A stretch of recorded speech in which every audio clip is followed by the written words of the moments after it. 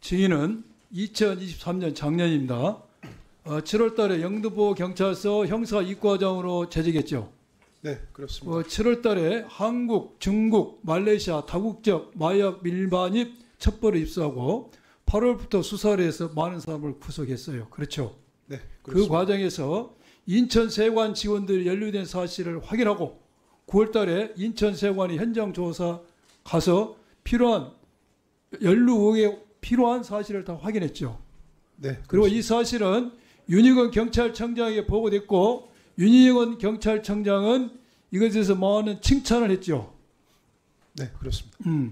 오늘 아침 모 언론사 기사에 나온 내용입니다.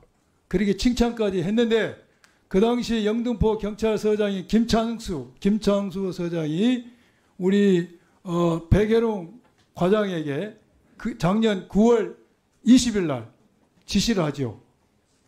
뭐라고 지시했습니까? 9월 20일 예정됐던 브리핑을 연기한다. 이 세관 직원이 마약 밀반입에 연루된 사실을 용산이 잘 알고 있다. 또 용산이 심각하게 생각하고 있다라고 이야기했다라고 언론에 보도되어 있는데 그게 사실인가요? 네, 모두 사실입니다. 사실이에요? 네, 모두 사실입니다. 그러면 요 내용은 증인이 공수처에 관련 경찰 공무원들을 고발한 고발장에도 이 내용이 적시되어 있습니까? 적시했습니다. 예, 좋아요. 그러면은 김찬수 서장은 현재 어디 근무합니까? 지금 용산에 근무하는 걸로 알고 있는데 대통령실에 근무하죠. 정확히 어디서 예, 근무하는지 대통령실에 근무하고 있습니다. 제가 확인해 보니까 대통령실에 근무하고 있습니다.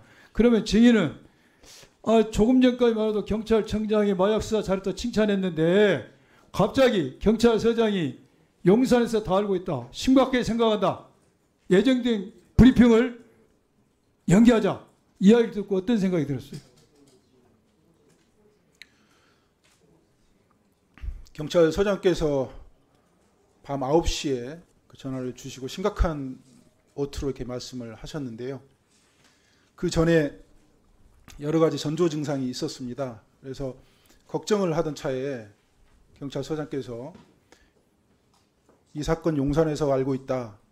심각하게 보고 있다. 브리핑 연기하십시오. 그래서 제가 다시 묻습니다. 소장님, 제 신뢰가 깨지는 일입니다. 안 됩니다. 했더니 소장님이 지시하는 겁니다. 이렇게 얘기합니다. 그 전조 서장이 이러한 전화로 지시를 하기 전에 방금 전에 말씀하셨던 전조 증상이 뭐였습니까? 9월 18일 날 서울청장께서 이상한 방문을 하십니다. 예. 그 오찬을 했는데요. 우리 증인과 함께 증인이 배석한 상태에서 네, 그렇습니다. 서장과 고창급 과장 몇 분을 모시고 오찬을 했는데 특별한 현황과 주제도 없었습니다. 그런데 보안에 붙여달라고 계속 이렇게 강조를 했고요. 그 오찬을 했는데 뭐 현안이나 어떤 당부사항이 전혀 없었습니다. 그리고 이상한 말씀들을 하셔가지고 상당히 기분이 안 좋았는데 그 시점은 세관의 현장 조사가 마친 이후였죠. 세관의 현장 조사 들어가기 전입니다. 전에 예. 네, 그렇습니다. 그리고 브리핑을 9월 22일 날 간사단과 하기로 하고 작성을 지금 하고 서울청에 수사지휘부에 보냈는데 서울청에서 국가수사본부로 보내지 않고 있는 겁니다.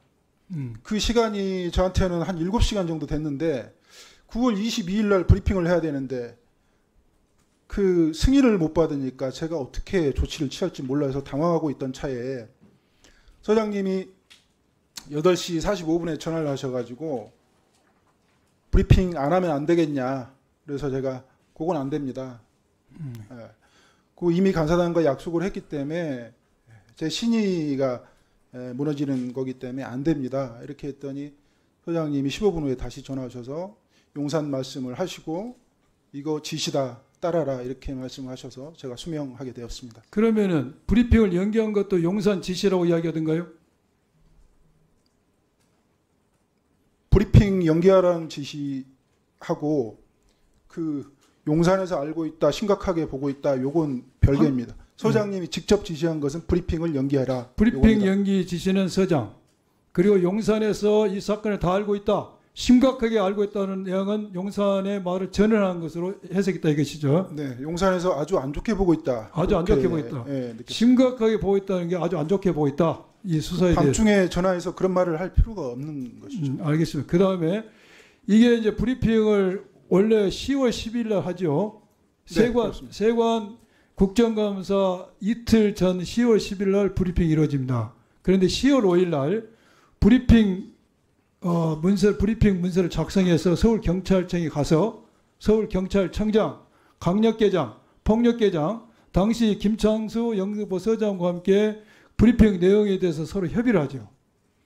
그 자리에 영등포 소장은 안 계셨어요. 없었습니까? 네. 그러면 서울청장, 강력계장, 폭력계장 증인이 브리핑 내용을 어떻게 할 것인가에 대해서 상의를 했다 이겁니다. 형사과장, 강력계장, 폭력계장. 폭력계 형사과장. 그렇습니다. 그러면은 이런 브리핑 내용에 대해서 지금 서울청 형사과장이 오락에서 간 거죠. 네, 그렇습니다. 그 이런 브리핑을 함에 있어서 이렇게 통상적으로 늘 형사과장이 불러가지고 브리핑 내용이 뭔지 그래 수기를 합니까? 일반적으로는 그렇게 하지 않습니다. 아주 이례적인 경우였고요. 그러면 증인이 지금 형사 이과장으로 수사를 많이 했을 거 아닙니까? 이렇게 브리핑 문제 가지고 서울청 형사과장의 호출을 받고 가서 이렇게 서로 상의한 사례가 몇 건 있었어요. 직접 가서 협의하고 조율하고 이런 명목으로 한 건 이번이 처음입니다. 처음이었죠. 그 자리에서 매우 이례적인 현상입니다. 이게 일선서에서 보도자료 브리핑을 내는 데 있어서 서울청 형사과장이 오라 해가지고 이렇게 상의를 한 것은 매우 이례적이 증인이 방금 증언한 것처럼 본인이 그때 근무할 때까지 처음 있는 일이 있었다고 말했습니다. 아주 이례적이었다. 그 자리에서 무슨 말을 하고 왔습니까? 브리핑 내용에 대해서. 처음에 회의에 참석했는데 저하고 같이 수행했던 직원이 있었는데 직원은 나가라. 회의장에 못 들어오게 하고 저하고 형사과장, 강력계장, 폭력계장 그리고 사건 반장이 있었던 것으로 기억이 됩니다. 근데 대뜸 이제 저한테 형사과장이 하시는 말씀이 브리핑 하시는 거 좋아하세요? 이렇게 묻습니다. 그래서 아니 브리핑 하는 것은 지휘부에서 마약 사건 보도자료 열심히 배포하고 홍보 열심히 해서 하라고 지시가 계속 내려와서 이렇게 하는 건데 갑자기 그런 말씀을 하셔가지고 굉장히 당황했고요. 그 다음에 그 세관 연루 그 세관 직원들의 그 공범 행위에 대해서 이 사람들 범죄를 특정을 하려면 이렇게 세워놓고 선면 수사를 해야 되는 거 아니냐, 여러 명 세워놓고 선면 수사를 해야 되는 거 아니냐 이런 말씀을 하세요. 그때 형사과장은 자칭 타칭 형사 전문가였습니다. 이 선면 수사라는 것은 우연히 범죄를 목격한 사람이 범인을 기억하지 못했을 때 혹시라도 피의자의 인권 보호를 위해서 엉뚱한 사람이 처벌되면 안 되니까 여러 사람 모아놓고 그 중에서 특별한 사람을 골라내는 수사기법인데 이것은 그 말레이시아 조직원들이 목숨 걸고 마약을 메고 인천공항에 10시간 동안에 이렇게 맞고 그 마약을 맨 그 장소에 압박으로 인해 가지고 피가 터져 가지고 그 고초를 겪으면서 그 구원의 손길을 내밀어준 그 직원들을 어떻게 그 사람들이 혐의가 공범이지 그걸 단순하게 알겠습니다. 네. 제가 이걸 다 이야기하면 시간이 없으니까 일단 증인은 세관 직원이 밀반입에 연루됐다는 내용이 브리핑에 나오지만 3회에 걸친 요구를 받고 그대로 따랐죠. 네. 그대로 따랐고 그렇습니다. 그날 그러면은 서울청 형사과장 그 자리 회의하면서 10월 12일 발표할 보도 자료에는 세관 직원이 연루됐다는 내용은 보도하지 않겠다고 약속을 했어요. 그리고 왔지요. 근데 그 다음날 10월 6일 날 오전에 인천세관의 통관 이국장이 증인을 만나러 왔죠. 다시 한번 말씀해 주세요. 10월 5일 날 10월 10일 발표할 보도 자료에서 인천세관 직원이 연루됐다는 내용은 삭제 표현하지 않기로 약속을 했지 않습니까? 네. 그 요구에 의해서. 네. 그리고 그 다음날 10월 6일 5일 날 그날입니다. 오후에 조병로 경무관한테 전화가 왔죠. 네, 그렇습니다. 그래서 인천세관 직원이 관련된 부분을 빼달라. 같은 기관까지 얘기해봤자 이게 야당 좋은 일밖에 되지 않냐. 이런 식으로 이야기하면서 이것을 세관 직원에 관련된 부분을 빼달라. 그 요구를 했죠. 네, 그렇습니다. 그리고 요구를 했고 그 다음 날인 10월 6일 날은 인천세관의 통관 이육장이 증인을 만나러 왔죠. 네, 그렇습니다. 증인 만나러 와서 정말로 브리핑에서 세관 관련 부분을 빼기로 했는가 이거 확인을 했죠. 빼달라고 요청했습니다. 빼달라 요청했어요. 그래서 증인은 이미 빼기로 했다. 그러나 백불에서 언론이 물어봤을 때는 이거 말하지 않을 수 없다고 이야기했죠. 네, 그렇습니다. 그리고 그 당시 통관 이육장 이야기가 세관장은 서울경찰청을 들어갔다고 이야기했죠. 관세청장이 지시해서 관세청장. 네, 관세청장 어디 지시해서. 갔다 오던가요? 서울청? 관세청장이 지시해서 가만히 앉아 있지 말고 음. 인천세관장은 서울청장 출근하기 전에 만나러 가고 예. 통관국장하고 직원들은 백과장 찾아가라. 예. 그래서 제가 그러면 관세청장은 어디 가셨냐 제가 예. 물었던 게 그러면 경찰청장이나 국수본부장 만나러 가셨나 그런 취지에서 물어본 건데 답을 안 하고 다른 곳에 계십니다. 이렇게 말했습니다. 그러니까 그 당시 상황이 전방위적으로 노비를 하는 거예요. 통관육장은 증인을 만나러 오고 인천세관장은 서울청장을 만나러 오고 관세청장은 그 상이 어딘가를 만나러 갔을 것이다.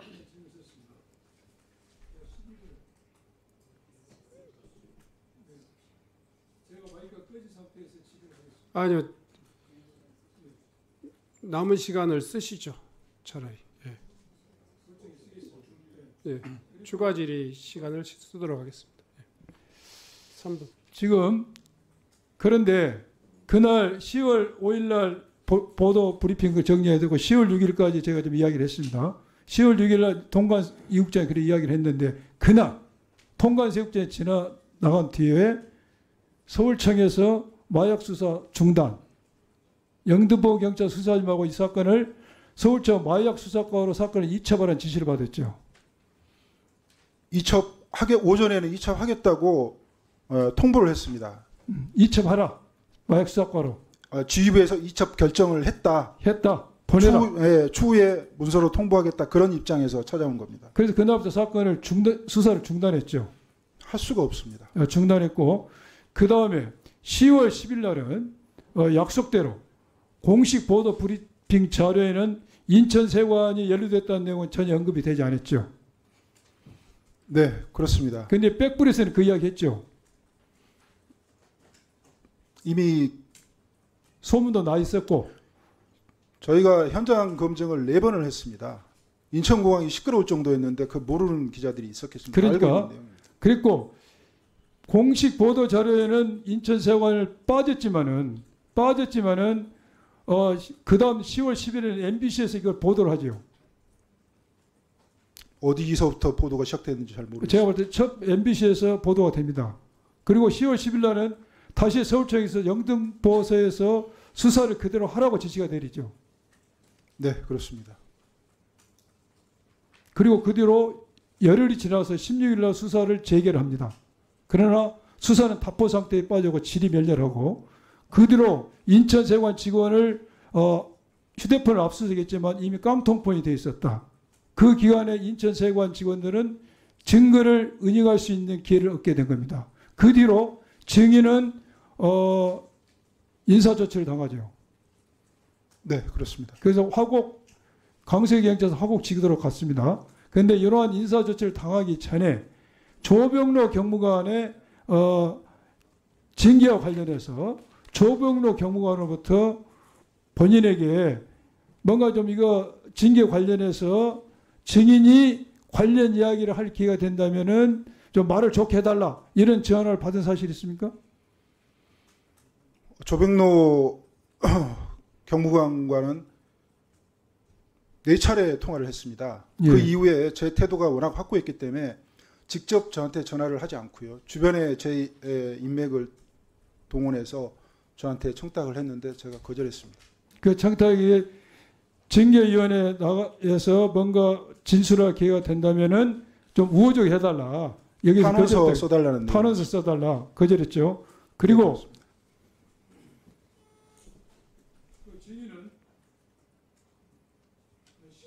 네, 마무리해 주십시오. 예.